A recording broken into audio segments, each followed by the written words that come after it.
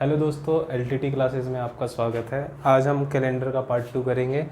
जैसा कि मैंने पिछले में आपको बताया था कि किसी भी दिन को किस तरह से निकाला जाए, आज हम सीखेंगे कि कोई एक डेट दिया होता है हमको और उसके बाद दूसरा डेट पूछता है कि ये कौन सा दिन होगा। ठीक है, तो आइए इसके पहले थोड़ी सी थ्योरी समझते हैं इसके बारे में, उसके बाद क्वेश्चन करते हैं हम।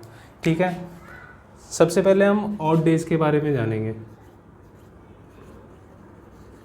ऑड डेज होते क्या हैं पहली बात तो देखिए, जैसे साल में कितने ऑड डेज होते हैं। तो साल होता है, एक नॉर्मल ईयर्स होते हैं, ठीक है, जिसमें कितने 365 दिन होते हैं। ठीक है, तो इसमें हम अगर देखेंगे तो इसमें ऑड डेज की संख्या कैसे निकालते हैं, 7 से डिवाइड करके। तो इसमें ऑड डेज हमारे कितने हो जाएंगे, जो हमारा रिमाइंडर रहेगा कितना 1। ठीक है, तो हर साल में कितने ऑड डेज होंगे, एक होंगे। ठीक है, और अगर लीप ईयर होगा हमारा, लीप ईयर, तो लीप ईयर में ऑड डेज कितने होंगे हमारे, तो लीप ईयर में एक डे एक्स्ट्रा होता है, तो हमारे ऑड डेज हो जाएंगे कितने 2। ठीक है, तो जैसे कि डायरेक्ट क्वेश्चन आए, अगर बोले कि 1 जनवरी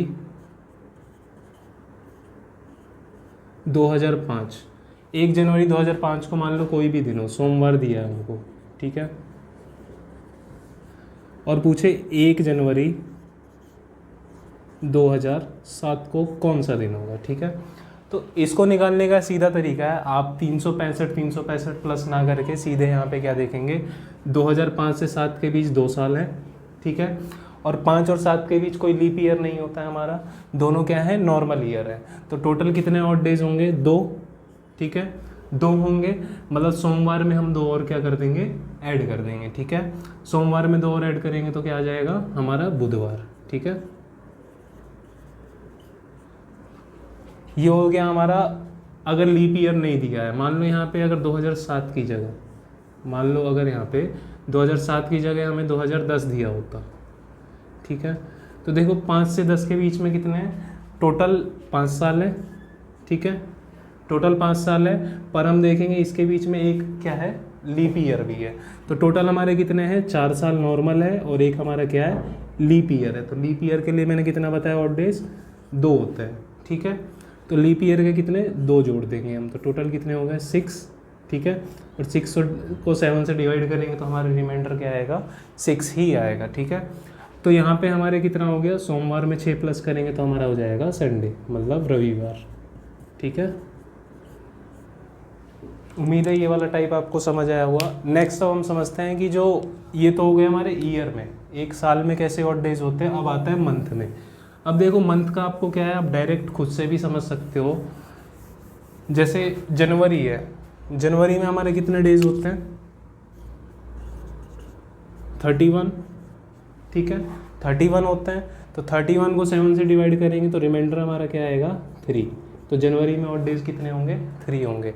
इसी तरह अगर हम सारे मंथ्स का निकालें, जैसे फरवरी में कितने होते हैं, तो फरवरी में या तो 28 दिन होते हैं, और अब अगर लीप ईयर होता है तो कितने होते हैं, 29 डेज होते हैं। ठीक है, तो अगर 28 दिन होंगे तो कितने ऑड डेज होंगे, 0, क्योंकि 7 से पूरा पूरा डिवाइड हो रहा है।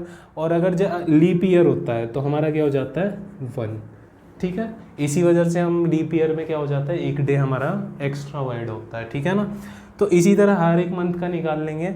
जैसे मार्च का, ठीक है, मार्च का हमारा कितना हो गया, तो मार्च में 30 डेज होते हैं, तो ऑड डेज की कितने होंगे, 2 हो जाएंगे।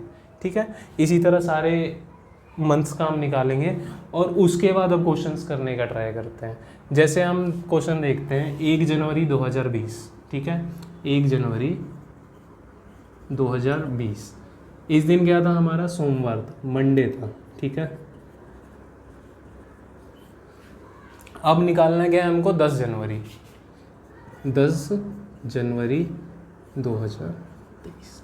ठीक है, पहली बात तो हम देखेंगे 20 से 23 के बीच में, 20 से 23 के बीच में अगर कोई ऑड डेज हैं या नहीं है। तो ऑड डेज देखते हैं पहली बात तो 2020 क्या है हमारा, एक ऑड, मतलब इसमें क्या होगा, लीप ईयर होगा। ठीक है, 2020 एक लीप ईयर है, क्योंकि जनवरी की बात हो रही है। ध्यान दीजिएगा, अगर लीप ईयर में फरवरी से पहले की बात करें तो उसमें क्या होगा हमारा, वो लीप ईयर माना जाता है। और अगर फरवरी की बात करें, जैसे यहाँ पे जनवरी की जगह कोई और मंथ दिया होता है, मार्च, अप्रैल, तो वहाँ लीप ईयर नहीं जोड़ते हम। ठीक है, तो यहाँ पे एक लीप ईयर हो गया हमारा। ठीक है, फिर 21, ठीक है, 22 और फिर 23, ठीक है।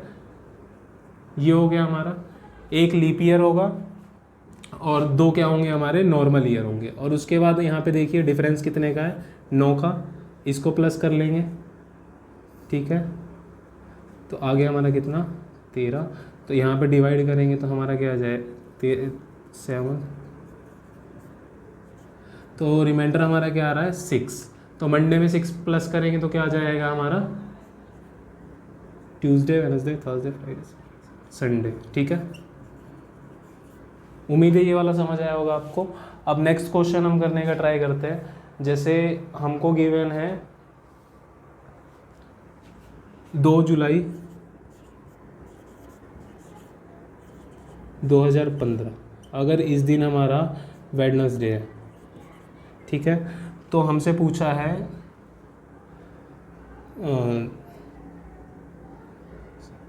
10 अगस्त 2017, ठीक है। तो पहले तो यहाँ पे हम ईयर का निकाल लेते हैं। तो ईयर कितने होंगे, 15 से 16, 17, 2 साल बढ़ रहे हैं। और एक इसमें क्या है हमारा, लीप ईयर है। तो एक लीप ईयर है प्लस एक हमारा क्या है, नॉर्मल ईयर है, ठीक है। उसके बाद देखते हैं जुलाई से अगस्त, जुलाई के बाद अगस्त आता है तो एक मंथ प्लस हो रहा है, ठीक है। और जुलाई से अगस्त के बीच कितने डेज होते हैं हमारे, 31 डेज होते हैं, मतलब कि 3 ऑड डेज होंगे, ठीक है। 3 ऑड डेज हो गए और इसको माइनस करेंगे तो हमारा क्या आ जाएगा, 8 आ जाएगा। तो इन सबको प्लस करते हैं, ठीक है, और डिवाइडेड बाय 7। तो हमारा क्या आ गया यहाँ पे 14, 7। तो यहाँ हमारा रिमाइंडर क्या आया, 0। और रिमाइंडर 0 आया तो हमारा क्या होगा, वो डे सेम हो जाता है, ठीक है। तो उस दिन में क्या होगा हमारा, वेडनेसडे होगा, ठीक है। उम्मीद है आपको ये वाला कॉन्सेप्ट क्लियर हुआ होगा। अब मैं आपको एक होमवर्क देता हूँ घर के लिए, आप ज़रूर उसको कोशिश कीजिए करने का खुद से। जैसे हमारा है 25 दिसंबर 1992, इसमें हमको गिवन है 1990 में, मान लो चलो, इसमें हमको दिया है मंडे दिया हुआ है